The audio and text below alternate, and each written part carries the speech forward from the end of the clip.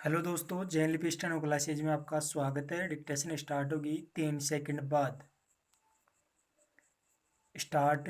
महोदय हिंदी चिरकाल से ऐसी भाषा रही है जिसने शब्दों का उनके भिन्न देश अथवा भाषा में उद्यम होने के कारण बहिष्कार नहीं किया। विराम। सच पूछिए तो सभी जीती जागती भाषाओं का यह एक गुण है कि वे अपने शब्द भंडार को बढ़ाने में हिचकती नहीं, चाहे शब्द किसी भी उद्गम के हो। विराम। उन पर अन्य भाषाओं का प्रभाव पड़े बिना नहीं रह सकता, क्योंकि सभी जीती जागती भाषाओं में आदान प्रदान होता ही रहता है। विराम। इसलिए जब हम हिंदी को भारत के लिए एक सार्वभौम भाषा बनाना चाहते हैं तो प्रादेशिक भाषाओं के शब्दों और मुहावरों के लिए भी द्वार खुला रखना चाहिए। विराम। मैंने ऐसे कई लोगों के लेख देखे हैं जो हिंदी भाषी नहीं हैं और जिन्होंने हिंदी का अभ्यास राष्ट्रीय कामों के लिए ही किया है। विराम। उनके लेखों में कुछ ऐसे शब्द और मुहावरे देखने में आए हैं जो अर्थ तो स्पष्ट कर देते हैं पर आधुनिक हिंदी में प्रचलित नहीं है। विराम। अन्य भाषा भाषी ऐसे शब्दों और मुहावरों को अक्सर व्यवहार में लाया करेंगे और हम हिंदी भाषियों को उनका स्वागत करना चाहिए, न कि बहिष्कार। विराम। हिंदी सच्चे अर्थ में राष्ट्रभाषा तभी होगी जब भारत के सभी निवासी इसके साथ प्रेम करने लगेंगे और इसकी उन्नति में अपना गौरव मानने लगेंगे। विराम। यह भावना तभी उत्पन्न और परिपुष्ट हो सकती है जब वे यह समझने लगे कि हिंदी में कुछ उनकी भी अपनी देन है और हिंदी पर उनका भी कुछ अधिकार है। विराम।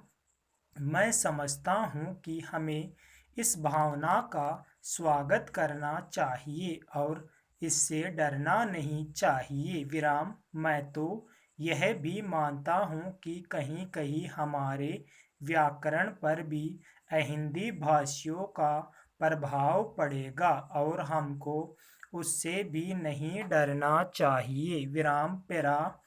इसलिए मैं चाहता हूँ कि हिंदी भाषी और हिंदी संस्थाएं निष्प्रह भाव से हिंदी की श्रीवृद्धि में लग जाए, जिससे अन्य भाषा भाषी भी उसके विभिन्न प्रकार के साहित्य से परिचय पाने के लिए उसे सीखना आवश्यक समझे। जिस प्रकार आज कोई भी विद्वान आधुनिक विज्ञान से परिचय प्राप्त करने के लिए यूरोपीय भाषाओं का अध्ययन करना आवश्यक समझता है। विराम।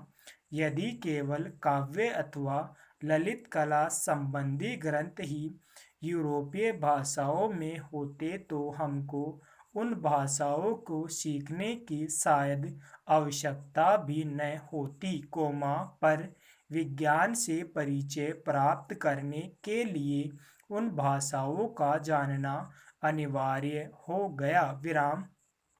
उसी प्रकार हिंदी भी इतनी समृद्ध होनी चाहिए कि आधुनिक विद्वानों को प्राप्त करने के लिए उसका जानना केवल पर्याप्त ही नहीं, आवश्यक भी हो जाए तथा इस भाषा में मौलिक ग्रंथ भी लिखे जाए जिनको पढ़ने के लिए अहिंदी भाषियों के लिए हिंदी सीखना आवश्यक हो जाए। विराम। जितनी बड़ी संख्या हिंदी जानने वालों की है, उतनी बड़ी संख्या संसार की 2-3 भाषाओं के बोलने वालों की है। विराम। इसलिए यदि इतने लोगों में यह भावना उत्पन्न हो जाए कि वे हिंदी को संसार की भाषाओं में समुचित स्थान उपलब्ध कराना चाहते हैं तो हिंदी का गौरव बढ़ेगा। विराम पेरा। आदरणीय महोदय हिंदी के लिए यह अवश्य ही गौरव का विषय है कि उसे भारतीय संविधान ने अखिल भारतीय भाषा का स्थान दिया है। विराम। इससे हिंदी भाषियों और हिंदी से संबंध रखने वाली सभी संस्थाओं का दायित्व बहुत बढ़ गया है। विराम। संविधान में हिंदी को यह ऊंचा विशेष कारण यह था कि इसके जानने और बोलने वालों की संख्या भारत की दूसरी भाषाओं के जानने वालों से कहीं अधिक है। विराम। उन भाषाओं का भी अपना गौरवपूर्ण साहित्य है और उनके बोलने वाले अपनी भाषाओं के साथ प्रेम रखते हैं और उन पर गर्व करते हैं। विराम। इसलिए सभी ने हिंदी को जब वह स्थान दिया है तो यह समझकर नहीं कि उनकी अपनी भाषा किसी बात में कम है, पर यह समझकर कि राष्ट्रीय काम के लिए हिंदी का ही प्रचार और प्रसार सुगम और सुलभ होगा। विराम। हिंदी को अखिल भारतीय कामों के लिए प्रधानता देते हुए प्रादेशिक भाषाओं को यहाँ के कामों के लिए प्रधानता दी गई है। विराम। इसलिए जहाँ हिंदी का प्रचार हो वे अपने सीमित वहाँ प्रादेशिक कामों के लिए स्थानीय भाषाओं को भी प्रोत्साहन दिया जाए और वे अपनी सीमित क्षेत्र में अपना काम सुचारू रूप से करें। विराम। शायद यह कहना भी अनुचित न होगा कि हिंदी भाषी राज्यों में तो हिंदी का वही स्थान होगा जो किसी भी प्रादेशिक भाषा का उसके अपने राज्य में, पर अन्य भाषा भाषी राज्यों में सीमित काम और अखिल भारतीय क्षेत्र में प्राय सभी काम हिंदी द्वारा किए जाएंगे। विराम पेरा। हिंदी भाषियों का प्रयत्न यह होना चाहिए कि हिंदी भाषियों ने जिस सद्भावना से हिंदी को राष्ट्रीय कामों के लिए स्थान दिया है उसी सद्भावना के साथ वे हिंदी के प्रचार में तत्पर हो। विराम। हिंदी को किसी भी प्रादेशिक भाषा से होड़ नहीं है। विराम।